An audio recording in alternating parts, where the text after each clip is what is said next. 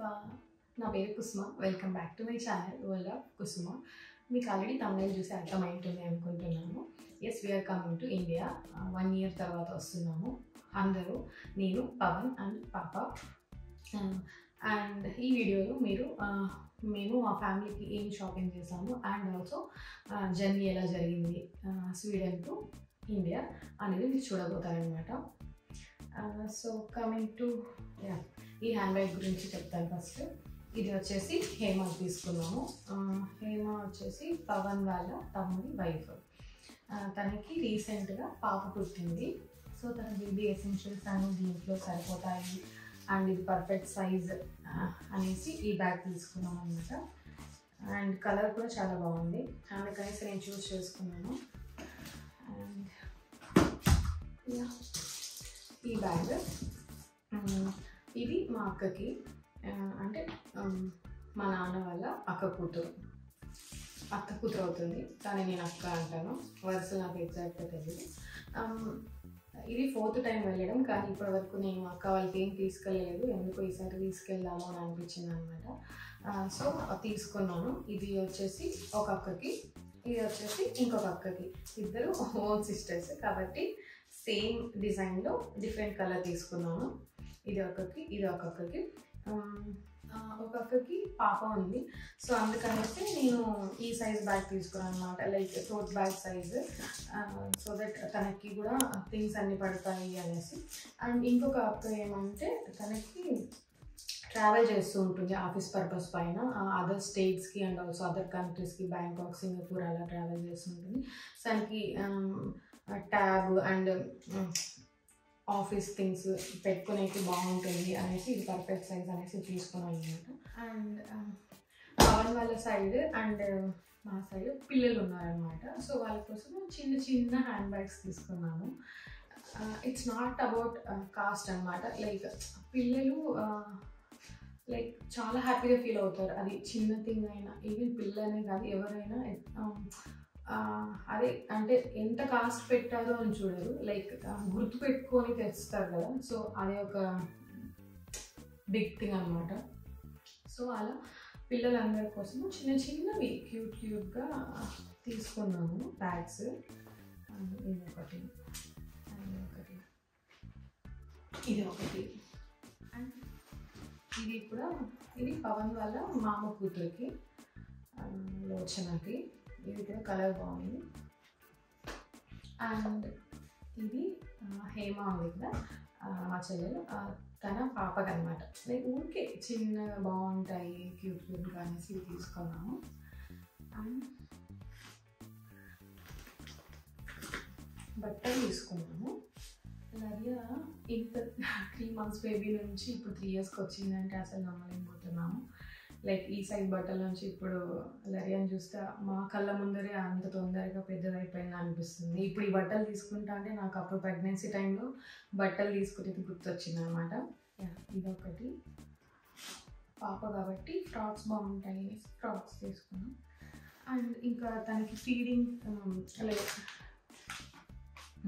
ఇప్పుడు 3 months అలా అవుతుంది అనమాట. ఇంకా సో తనకి next month 4th month 5th month ఆ టైంలో ఫ్రూట్స్ టేస్ట్ లాగా ఇంట్రడ్యూస్ చేస్తాం కదా, అప్పుడు పెస్టిసైడ్స్ అవి పనికి వస్తాయి, యూజ్ అవుతాయి అనేసి పెస్టిసైడ్స్ తీసుకున్నాము.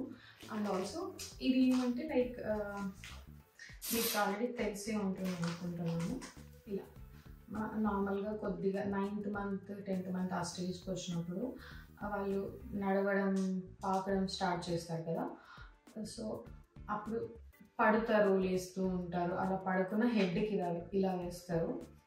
యూజ్ చేస్తాము లేదు ఎగ్జాక్ట్ తెలియదు, కానీ ఉండని అనేసి తీసుకున్నాం అనమాట. అండ్ ఆల్సో దానికి ఇంకా ఫుడ్ అనేది కూడా ఇంట్రడ్యూస్ చేస్తాను కాబట్టి అది అండ్ మీద పాడవకున్న బట్టలు అనేసి ఇది ఒకటి తీసుకున్నాము. అండ్ చిన్న చిన్న సాక్సెస్, ఇది వచ్చేసి వాళ్ళకి ఒక స్టేజ్లో లైక్ 6th month, కొందరికి 9th month ఆ స్టేజ్లో పళ్ళు రావడం స్టార్ట్ అయినప్పుడు వాళ్ళకి కొంచెం ఇచ్చింగ్ టైప్లో ఉంటుంది, పళ్ళు ఉలువలా అంటూ ఉంటాయి అన్నమాట. సో తను ఇలా కొరుక్కుంటూ ఉంటుంది అనేసి టీపింగ్ అదే తీసుకున్నాము. అండ్ ఇవి బుడ్డి షూస్, ఇదైతే నా ఫేవరెట్. అన్నిట్లో మంచిగా ఉంది. లైక్ జంప్ సూట్ లాగా ఫుల్ బాగా ఉంది. ఎవరిది వాచ్? నీదేనా వాచ్? యా, జస్ట్ ఇప్పుడే స్టార్ట్ అయ్యాం. ఇప్పుడు ఇక్కడ నుంచి మనం ట్రైన్ తీసుకోవాలి 3 hours టు ఎయిర్పోర్ట్. ఏంటి ఊరికి వెళ్తున్నామా? ఎవరున్నారు ఊర్లో? అమ్మమ్మ, నానమ్మ. సో ఇక్కడ ఏమైంది అంటే ఎయిర్పోర్ట్లోకి ఎంటర్ అయ్యాము, చెక్ ఇన్ అయ్యాము అండ్ బ్యాగ్స్ అన్నీ పంపించేసాము. ఓకే, అన్నీ ఆన్ టైంలో జరుగుతున్నాయి కదా అనేసి ఇంకా ఫ్లైట్ టికెట్ చెక్ ఇన్ అయినప్పుడు మనకి టికెట్స్లో మన గేట్ నెంబర్స్ ఉంటాయి కదా, సో దాని ప్రకారం మేము గేట్స్ దగ్గరికి వెళ్ళామన్నమాట. అక్కడ కూడా కనీసం ఏమీ చెప్పలేదు, ఏమి ఇంటిమేట్ చేయలేదు. జస్ట్ ఇంకా 15 to 20 minutesలో ఫ్లైట్ లోపలికి వెళ్తామనగా అప్పుడు చెప్పారు ఫ్లైట్ డిలే అయింది 1.5 hour అనేసి. సో అప్పుడు ఎలా అనిపిస్తుంది అంటే ఆల్రెడీ పాపకి నిద్ర టైమింగ్ మేము చూస్ చేసుకునేది ఓన్లీ పాపకి ఇది నిద్ర టైమింగ్స్కి సూట్ అవుతుంది అనేసి. లేకపోతే మేము అస్సలు ఈ ఫ్లైట్ చూస్ చేసుకోము, ఎందుకంటే మాకు ఈ ఫ్లైట్ అస్సలు నచ్చదు. ఎందుకు నచ్చదు అంటే లైక్ పవన్ 10 years బ్యాక్ మాస్టర్స్కి వచ్చినప్పుడు ఈ ఫ్లైట్ చూస్ చేసుకున్నాడు, అప్పుడు దానికి బ్యాడ్ ఎక్స్పీరియన్స్ అయింది. అండ్ ఆల్సో నేను కూడా సింగిల్గా ట్రావెల్ చేస్తున్నాను 5 years బ్యాక్, అప్పుడు ఈ ఫ్లైట్ అనుకోకుండా బుక్ చేసుకున్నాము, వేరేది మాకు దొరకక. అప్పుడు కూడా చాలా బ్యాడ్ ఎక్స్పీరియన్సెస్ అవ్వడం వల్ల మేము లైక్ 5 years నుంచి అండ్ పవన్ 10 years నుంచి ఈ ఫ్లైట్ ఎప్పుడు మేము చూస్ చేసుకోలేదు.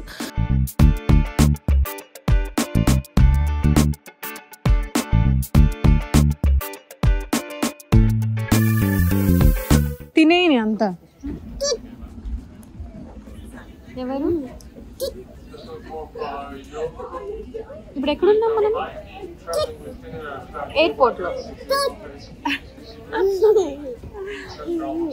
ఎక్కడున్నావు? ఎక్కడున్నావు చెప్పు. ఎయిర్పోర్ట్ అని చెప్పు. ఎవరిది చైన్? ఎవరు ఎవరు షర్ట్ అట్లా తీస్తుంది?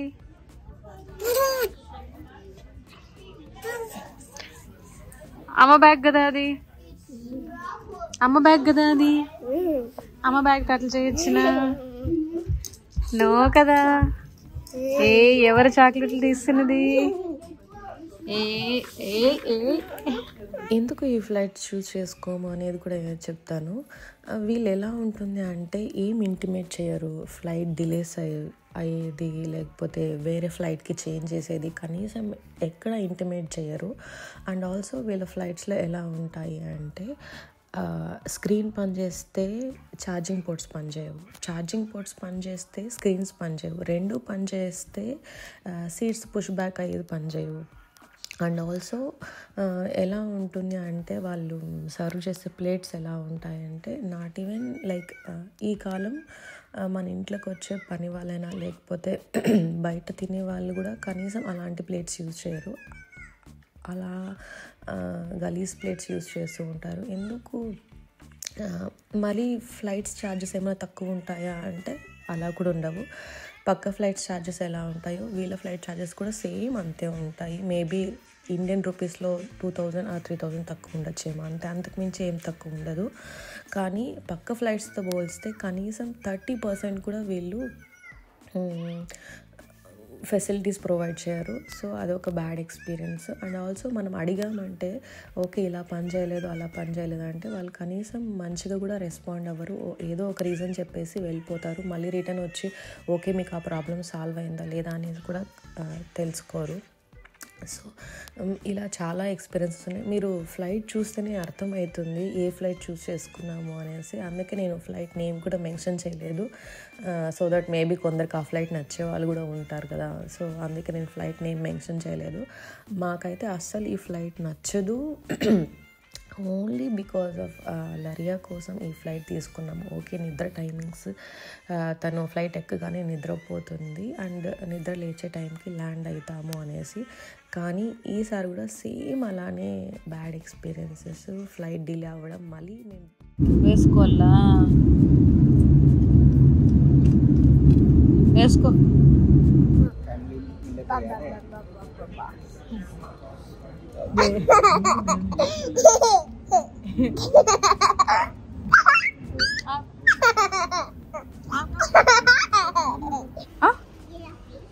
జిరాఫీ కావాలా? అవి పడేసి. బాగుందా? అదే కావాలా చెప్పు, నచ్చిందా? మళ్ళీ 10 minutes ఆడుకొని నాకు బాగాలేదు అనొద్దు, ఇప్పుడే డిసైడ్ చేసుకోవాలా ఏది కావాలి చెప్పు. జిరాఫీనా? అక్కడ ఎలిఫెంట్ ఉంది, ఎలిఫెంటా? చూడు ఇంకా చాలా ఉన్నాయి. అది జిరాఫీ కదా, జిరాఫీని పట్టుకొని ఎలిఫెంట్ అంటున్నావు. యా జిరాఫీ, అది కూడా జిరాఫీ. యా సరే, ఇక్కడ ఎలిఫెంట్ కూడా ఉందమ్మా. ఎలిఫెంట్ వద్దా? జిరాఫీనే కావాలా?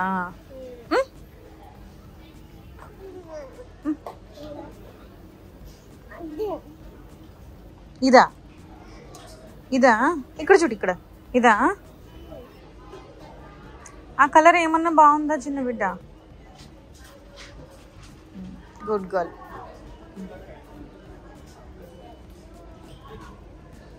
అది తీసుకుంటావా? చూడు ఇంకా చూడు, ఇంకా చాలా ఉన్నాయి కదా. అన్నీ లాగకూడదమ్మా. సో ఇక్కడ ఫ్లైట్ డిలే అవ్వడం వల్ల మేము దిగిన చోట ఫ్లైట్ మిస్ అయ్యామన్నమాట. ఓకే, కనీసం ఫ్లైట్ మిస్ అయ్యాము. మేము దిగేటప్పుడు మాకు చెప్పాలి కదా, సో ఇలా మీది ఫ్లైట్ మిస్ అయింది, అక్కడ డిలే అవ్వడం వల్ల మీరు ఇప్పుడు వేరే ఫ్లైట్కి వెళ్ళాలి, సో ఈ ఫ్లైట్ అరేంజ్ చేసాము అని కనీసం ఇంటిమేట్ చేయలేదు. మేము దిగాము, మాకు ఏ ఫ్లైట్ ముందు ఉంటుందో ఆ ఫ్లైట్ దగ్గరికి వెళ్ళామన్నమాట. సో అక్కడ చెప్తున్నారు, మీకు ఈ ఫ్లైట్ మిస్ అయింది, మీకు సో ఫ్లైట్ చేంజ్ చేశారు అనేసి అప్పుడు అక్కడ వేరే టికెట్స్ ఇస్తున్నారు. సో దట్ ఓకే, టికెట్స్ ఇచ్చారు. అప్పుడు మళ్ళీ ఏం చేశారు తెలుసా, అక్కడ కూడా 3 hours డిలే అయిందనమాట. అది కూడా కనీసం చెప్పలేదు. అక్కడికి వెళ్ళిన తర్వాత మళ్ళీ ఆ నెక్స్ట్ ఫ్లైట్ ఉంటుంది కదా, ఆ ఫ్లైట్ దగ్గరికి వెళ్ళిన తర్వాత ఓకే మీకు ఈ ఫ్లైట్ ఈ టైంకి కాదు ఇంకొక టైంకి అనేసి అప్పుడు మళ్ళీ అక్కడ కూడా చెప్పారు. చిన్న పిల్లల్ని పెట్టుకొని ఫ్లైట్స్ ఇలా డిలే అవుతూ ఉంటే వాళ్ళకి ఎంత కష్టంగా ఉంటుంది, మనకి ఎంత కష్టంగా ఉంటుంది మేనేజ్ చేయడానికి అనేది ఒకసారి అర్థం చేసుకోవాలి వాళ్ళు. కనీసం అది కూడా అర్థం చేసుకోరు. మేమనే కాదు, చాలామంది ఉంటారు, మాకంటే చిన్నపిల్లలు కూడా ఉంటారు. వాళ్ళు ఒక్క చోట ఉండరు. పిల్లలు అన్నాక వాళ్ళు మేనేజ్ చేయడం అంత ఈజీ కాదు. సో అందుకే ఈ ఫ్లైట్ని మేము ఎప్పుడు బుక్ చేసుకోము. బుద్ధి లేక పాపకి నిద్ర టైమింగ్స్ కదా అనేసి బుక్ చేసుకున్నాము. బట్ నిద్రపోతే పోతుంది, మంచి ఎక్స్పీరియన్స్ లేకపోతే ఇలాంటివన్నీ ఉంటే, బ్యాడ్ ఎక్స్పీరియన్సెస్ ఉంటే జర్నీ కూడా బాగా జరగదు. సో మేము ఫైనల్గా ఏం డిసైడ్ అయినామంటే ఓకే నిద్రపోయినా పోతే పోని, మనమేమి మనీ ఊరికే మనమేం తక్కువ కట్టడం లేదు కదా. పక్క ఫ్లైట్స్కి మనం మామూలుగా మేము నార్మల్గా లుఫ్తాన్సా, ఎయిర్ ఫ్రాన్స్ వాటికి ఎలా కడతామో ఈ ఫ్లైట్కి కూడా సేమ్ అలానే కట్టాము. అందుకే ఓకే, ఒకవేళ మనం మనీ తక్కువ కట్టి ఉండి బ్యాడ్ ఎక్స్పీరియన్సెస్ అయితే ఓకేలే మనం మనీ ఇంతే కట్టాము దానికి ఇంతే ఉంటుందిలే అని అనుకోవచ్చు. సో మనీ పక్క వాటికి దీనికి సేమ్ కడుతున్నప్పుడు మనకు ఆ ఫెసిలిటీస్ రానప్పుడు చాలా కోపం వేస్తుంది. అండ్ ఆల్సో ఆ కోపం మనం వాళ్ళపైన చూపించలేము కూడా. అదే ఓకే సంహవ్ ఎలానో జరిగిపోయింది. నేనైతే ఈ ఫ్లైట్ని ఎప్పుడు సజెస్ట్ చేయను, నేను నేమ్ కూడా మెన్షన్ చేయను. మీకు ఆల్రెడీ మా బ్యాక్గ్రౌండ్ చూసే మీకు అర్థమవుతుంది అనుకుంటున్నాను ఏ ఫ్లైట్ తీసుకున్నాము అనేసి. ఓకే సంహవ్ మేము సేఫ్గా రీచ్ అయ్యాము ఇండియాకి. And family emotions and expressions అవి నేను షూట్ చేయలేదు, ఎందుకంటే ఫస్ట్ టైం వీడియో షూట్ చేస్తున్నా కదా, కొంచెం షైగా ఫీల్ అయ్యాను. ఓకే నెక్స్ట్ టైం నేను ఆ ఎమోషన్స్ అవన్నీ క్యాప్చర్ చేసేకి ట్రై చేస్తాను. ఓకే ఈ వీడియో మీకు నచ్చింది అనుకుంటున్నాను. ఈ వీడియో మీకు కన్నా నచ్చినట్లయితే please check out the remaining videos what I did before. And thank you for watching my video till end. Thank you. Yeah bye.